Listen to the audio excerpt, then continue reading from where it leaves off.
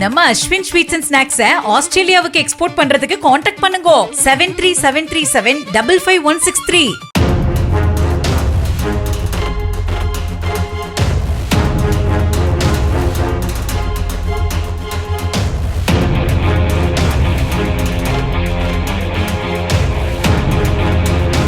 திருவண்ணாமலை மாவட்டம் போளூர் அருகே கடந்த 11ஆம் தேதி மாம்பட்டு பச்சையம்மன் கோவில் உண்டியலை உடைத்து பணத்தை திருடிய அத்திமூர் பகுதியைச் சேர்ந்த கதிரவன் என்ற இளைஞரை போலீசார் கைது செய்து சிறையில் அடைத்தனர். இக்கோவிலில் நள்ளிரவில் உண்டியல் உடைக்கப்படும் சிசிடிவி காட்சிகள் தற்போது வெளியாகியுள்ளன.